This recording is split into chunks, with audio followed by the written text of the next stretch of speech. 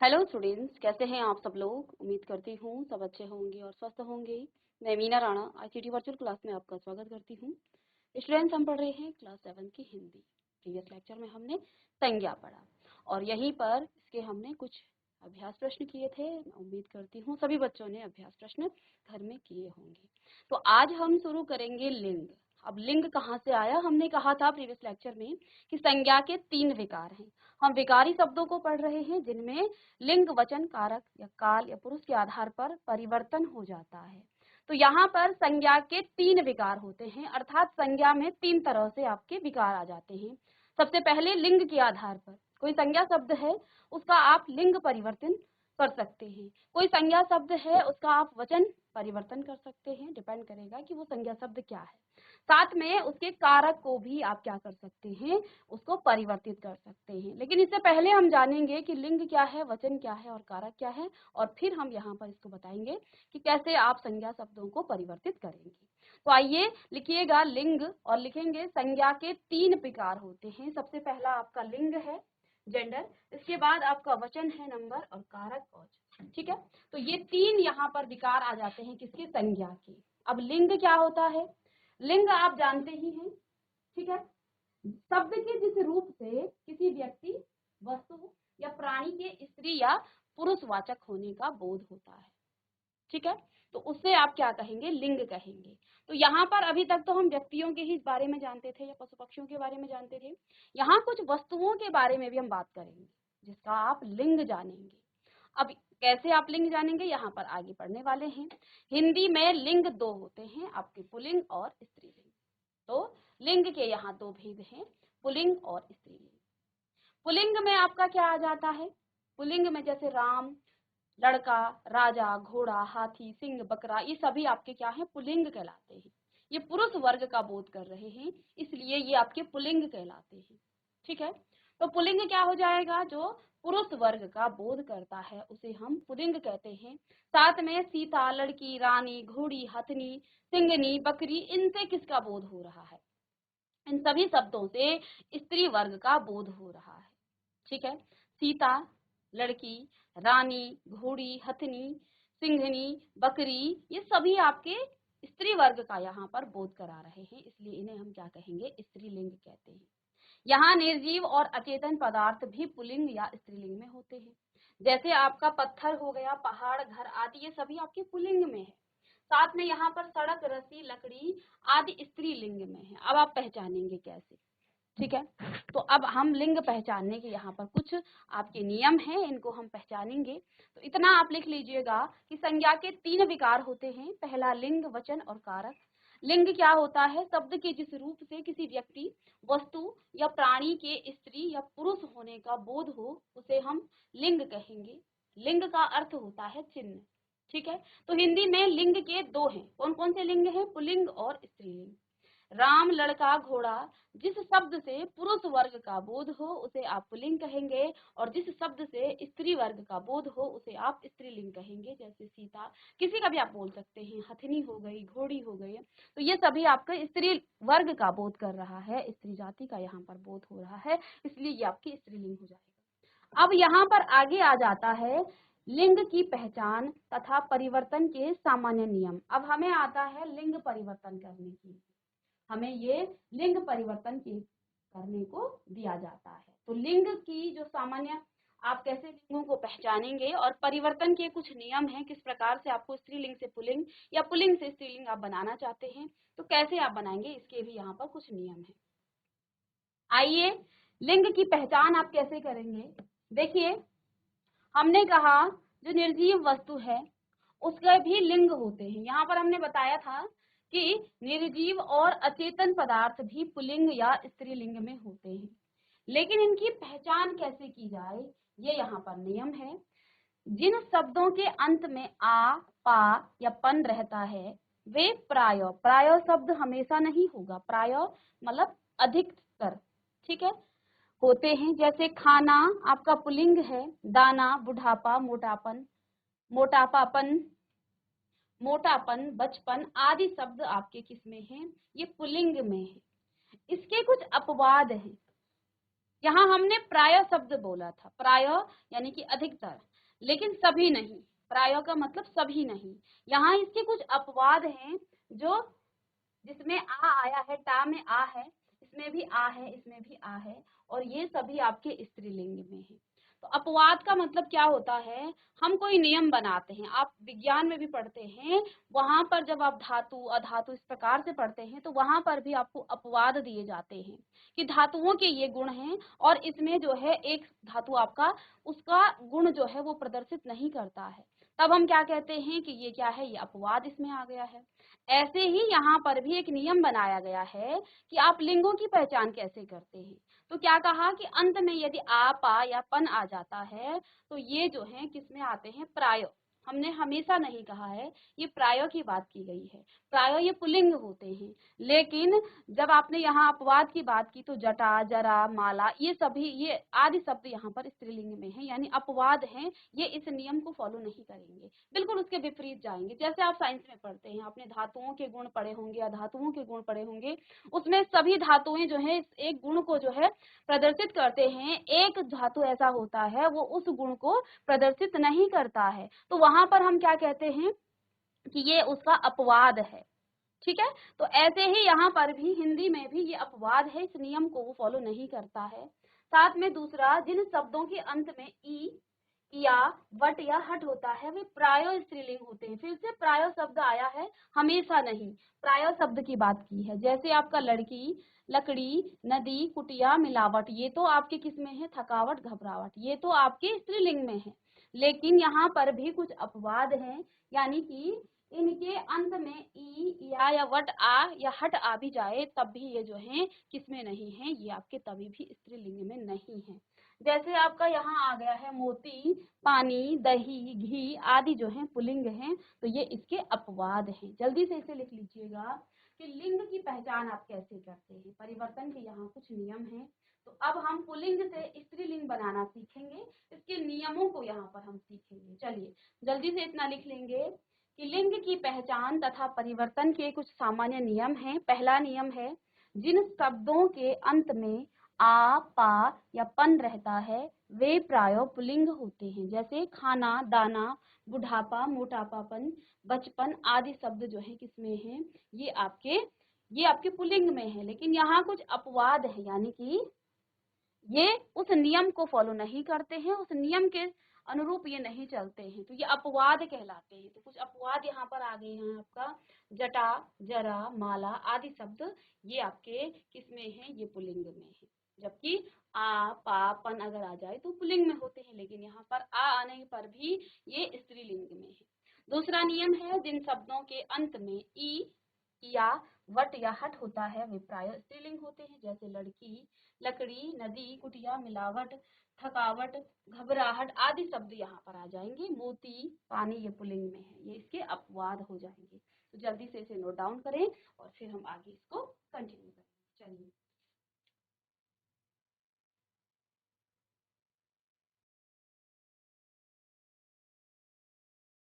चलिए अब पुल्लिंग से स्त्रीलिंग बनाने के यहाँ कुछ नियम हैं। पहला नियम यहाँ पर देखिए, पहला नियम क्या कहता है, अकारांत पुल्लिंग शब्दों को अकारांत कर देने से, आकारांत कर देने से वे स्त्रीलिंग हो जाते हैं। सरल भाषा में यदि हम समझें तो इस प्रकार से समझ सकते हैं कि यदि शब्द के अंत में अ आए, अ का स्वर आए, अ का स्वर आए, उसे आ किया जाए तो वो आपका क्या हो जाएगा, वो आपका पुल्लिंग से स्त्रीलिंग में परिवर्तित हो जाएगा। ठीक है, तो अब यहाँ पर देखिए, जल्दी लिखें इस नियम को, पुल्लिंग से स्त्रीलिंग बनाने के नियम यहाँ पर हैं। चलिए तो यहाँ पर आप देखिए क्या लिखा है, अकारांत पुल्लिंग शब्दों को, ये अकारांत पुल्लिंग शब्द हैं, इनको आकारांत कर देने से वे स्त्रीलिंग हो जाते हैं। अब देखिए छात्र में आपने क्या किया, छात्र अंतिम जो वर्ण है वो त्र है, यानी अ शब्द इसमें आ रहा है, इसमें अ में आप आ की मात्रा जोड़ेंगे तो छात्रा हो जाएगा। वृद्ध ध अ आ रहा है, तो यहाँ वृद्धा, तो ये स्त्रीलिंग है। आचार्य आचार्या ये स्त्रीलिंग। प्रिय प्रिया, शिष्य शिष्या। आत्मज आत्मजा, अनुज, अनुजा, श्याम, श्यामा। तो सभी में हमने क्या कर दिया है, अंत में आकारांत उसे कर दिया है, और आकारांत करने से वो शब्द आपका स्त्रीलिंग में परिवर्तित हो जाता है। छात्रा स्त्री है, वृद्धा स्त्री है, आचार्य, प्रिया, शिष्या, आत्मजा, अनुजा और श्यामा, ये सभी शब्द आपके स्त्रीलिंग में हैं। जल्दी से लिख लीजिएगा, ठीक है। तो यहाँ कुछ नियम हम लिखाएंगे आपको, इसको आप नोट डाउन करें। तो लिखिए, पहले आकारांत पुल्लिंग शब्दों को, आकारांत पुल्लिंग शब्दों को आकारांत कर देने से वे स्त्रीलिंग हो जाते हैं। तो जैसा आपने देखा यहाँ पर छात्र था, आपने छात्रा कर दिया, बस आकारांत कर देने से वो आपका स्त्रीलिंग में परिवर्तित हो गया है। चलिए दूसरा नियम लिखेंगे, आकारांत एवं आकारांत शब्दों को ईकारांत कर देने से वे स्त्रीलिंग हो जाते हैं। तो यहाँ पर देखिए, अकारांत भी हो सकता है, आकारांत भी हो सकता है, अर्थात अंत में आपका अ भी आ सकता है, अ का स्वर, और यहाँ पर आ का स्वर भी आ सकता है। तो उसको आप ईकारांत, बड़ी ई कर देंगे। तो अर्थात आप यहाँ बड़ी ई की मात्रा यहाँ पर लगा देंगे अंत में। तो देखिए, लड़का आकारांत शब्द है, इसको आपने क्या कर दिया, लड़की, तो स्त्रीलिंग में परिवर्तित हो गया। दादा, यहाँ आ है तो दादी, यहाँ पर आपका क्या हो गया है, स्त्रीलिंग हो गया है। ब्राह्मण हो गया तो ब्राह्मणी।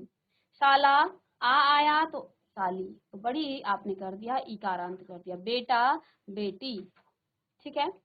ऐसे ही मोटा, मोटी, घोड़ा, घोड़ी, मुर्गा, मुर्गी, पुत्र, पुत्री, चाचा, चाची, नर, नारी, काला, काली, भतीजा, भतीजी, मामा, मामी, गूंगा, गूंगी, बकरा, बकरी, टोप, टोपी, नाना, नानी। तो सब आप देख पा रहे हैं, अकारांत को इकारांत किया, आकारांत को इकारांत कर दिया।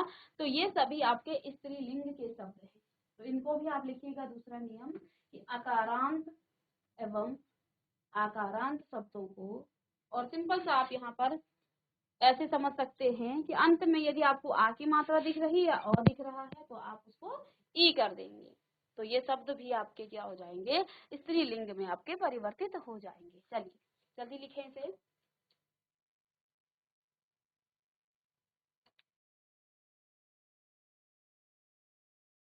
चलिए आइए, तीसरा नियम है, अकारांत पुल्लिंग शब्दों में नी जोड़ देने से वे आपके स्त्रीलिंग हो जाते हैं।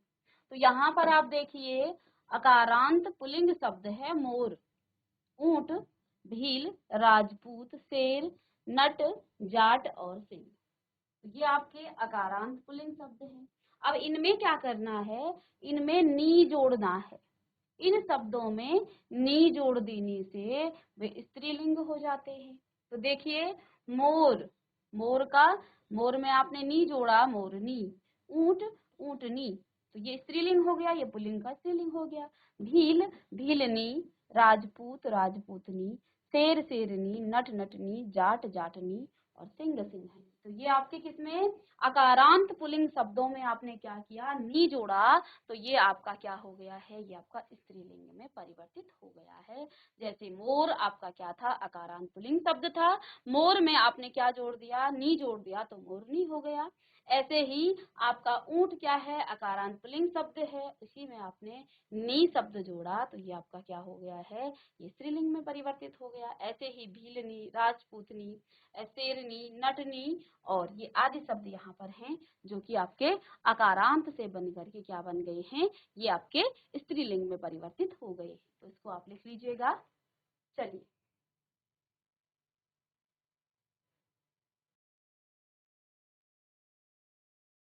चलिए, यहाँ नियम चौथा है, जाति बोधक, यानी कि जो किसी जाति का बोध कराता है। पुल्लिंग शब्दों के अंतिम स्वर का लोप करके इन लगा देने से वे आपके क्या हो जाते हैं, स्त्रीलिंग। अब हमें थोड़ा सा परिवर्तन करना है। आपके पास कोई जाति बोधक पुल्लिंग शब्द है, जैसे सांप है, तो सांप आपका क्या है, ये जाति बोधक पुल्लिंग शब्द है। इसके अंतिम स्वर का आप लोप करेंगे और यहाँ पर आप क्या कर देंगे, इन कर देंगे। अब कैसे, अब यहाँ पर देखिए, इसको थोड़ा सा हम समझेंगे इस तरह से। देखिए यहाँ पर लिखा है सांप, सांप लिखा है। क्या कहा है, अंतिम स्वर यहाँ पर क्या है, अ है, अ में अ जुड़ा हुआ है और इसमें जोड़ देंगे इन, तो ये क्या हो जाएगा, यहाँ पर अ है। और जब आप इसको तोड़ेंगे, मैं इसको पूरा इस तरह से करूं,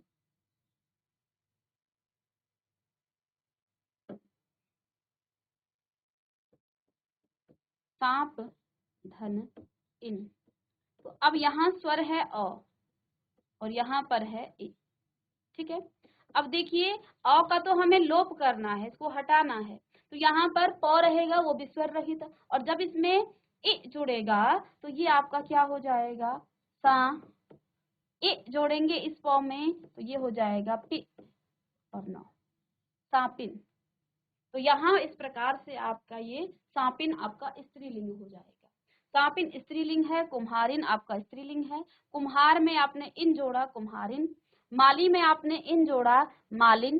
ग्वाला में आपने इन जोड़ा, ग्वालिन। इस प्रकार से ऐसे ही नाग में आपने इन जोड़ा तो नागिन। सुनार में इन जोड़ा, सुनारिन। धोबी, धोबिन। पुजारी, पुजारिन। तो इन सभी शब्दों को आप लिखिएगा कि यदि आपके पास कोई जाति बोधक शब्द है, तो देखिए सांप जाति बोधक है, कुम्हार आपका जाति बोधक है, जब पूरी जाति को ये क्या करता है, प्रदर्शित करता है। माली आपका क्या है, जाति बोधक है। ग्वाला भी आपका जाति बोधक है। साथ में नाग, सुनार, धोबी, पुजारी, ये सभी आपके जाति, आपने इससे पहले पढ़ा ना जातिवाचक संज्ञा क्या होता है, तो ये जाति का बोध करा रहे हैं। सांप हो गया, कुम्हार हो गया, माली हो गया, ग्वाला हो गया, नाग हो गया, ऐसे ही सुनार हो गया, धोबी, पुजारी, ये सभी आपके जाति बोधक शब्द हैं। इन्हीं शब्दों में हमने इन लगाया तो ये आपके स्त्रीलिंग में परिवर्तित हो जाते हैं, जैसे सांप, सांपिन, कुम्हार, कुम्हारिन, माली, मालिन, ग्वाला, ग्वालिन, ऐसे ही नाग, नागिन, सुनारिन, सुनार, सुनारिन, धोबी, धोबिन, पुजारी, पुजारिन। चलिए इसको लिखिएगा, ये आपके क्या हो जाएंगे, स्त्रीलिंग में परिवर्तित हो जाएंगे। जल्दी से लिखेंगे इसे।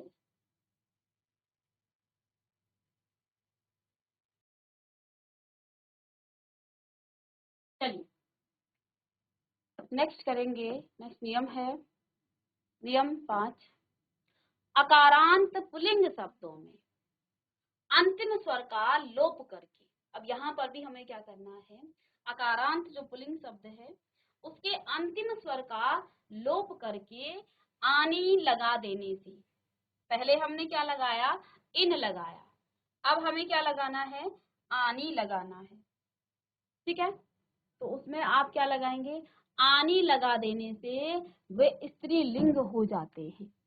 जैसे यहाँ पर अकारांत पुल्लिंग शब्द है जेठ, सेठ, चौधरी, देवर, पंडित और नौकर, ये आपके क्या है, अकारांत पुल्लिंग शब्द। इन शब्दों के अंतिम स्वर का देखो, जेठ में अंतिम जो वर्ण है वो ठ है और ठ में स्वर जुड़ा है अ का, अ का लोप करने से आपने आनी कर देना है। तो अब कैसे इसको जोड़ेंगे, यहाँ पर आपको थोड़ा सा बता देते हैं। जेठ है, यहाँ लिखेंगे जेठ है आपका, जैसे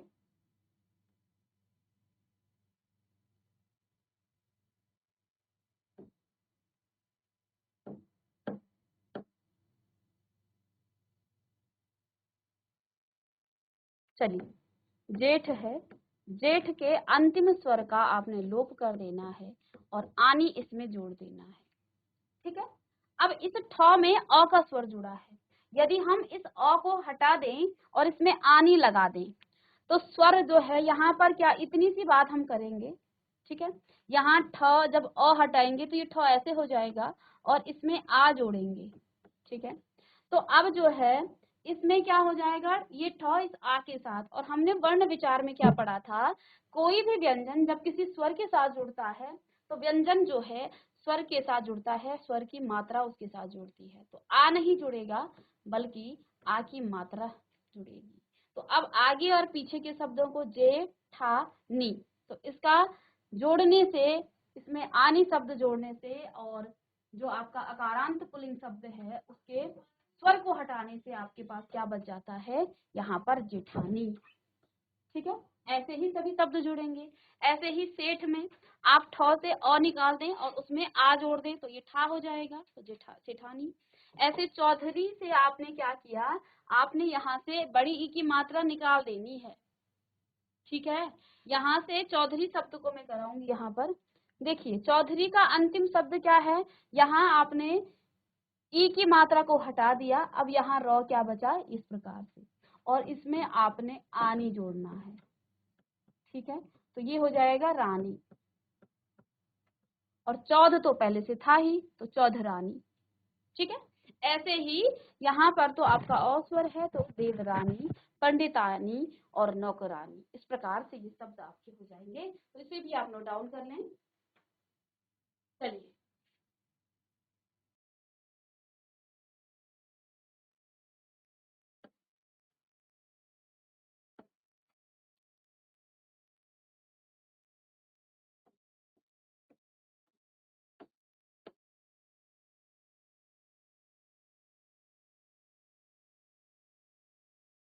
तो पांचवा नियम है, अकारांत पुल्लिंग शब्दों में अंतिम स्वर का लोप करें, अंतिम स्वर का लोप करेंगे, और लोप करने के बाद उसमें आनी लगा देने से वो आपका क्या हो जाएगा, वो आपका स्त्रीलिंग में हो जाएगा। तो जैसे सेठ सेठानी, जेठ जेठानी, चौधरी चौधरानी, देवर देवरानी, पंडित पंडितानी, नौकर नौकरानी। चलिए एक और नियम देख लेते हैं, जाति बोधक पुल्लिंग। अभी तक भी हमने इससे पहले भी जाति का किया था, लेकिन कुछ जातिवाधक पुल्लिंग, जाति बोधक पुल्लिंग शब्दों के अंतिम स्वर का लोप करने से हम यहाँ आइन जो लगा देते हैं, ठीक है। आइन लगा देने से वे स्त्रीलिंग हो जाते हैं। आगे हम उपसर्ग और प्रत्यय पढ़ेंगे, तो तब आप सीधे क्या बोलेंगे कि आइन प्रत्यय लगाने से, आनी प्रत्यय लगाने से, है ना। तो अभी हमने प्रत्यय नहीं पढ़ा है, उपसर्ग और प्रत्यय, तो इसलिए हम यहाँ पर सीधे शब्दों को बताएंगे, ठीक है। तो यहाँ पर देखिए, हलवाई, ई का हमने लोप करना है और क्या लगाना है, आइन, ठीक है। हलवाई, ई का हमने लोप कर दिया। देखो ये तो पूरा स्वर है, यहाँ पर समझाएंगे आपको, ये तो पूरा स्वर है, इसी पूरे का लोप हो जाएगा। अभी तक क्या था, आपके पास ऊपर सेठ था, सेठ में आपने अ का स्वर निकाला, तो यहाँ आधा ठ बच जाता था, तब आपने उसमें आनी जोड़ा, तो वो ठानी हो जाएगा। लेकिन यहाँ तो अंतिम वर्ण जो है स्वर ही है, तो उस पूरे स्वर का हमें अब लोप कर देना है। और अब आपके पास क्या बचेगा, हल वा इन, आइन वा इन, हल वा इन, ठीक है। चौधरी में आपने ई, यहाँ पर बड़ी ई की मात्रा जो है उसको हटाना है, चौधराइन, आइन करेंगे तो यहाँ इसको हटा करके आइन जोड़ेंगे, तो राइन हो जाएगा।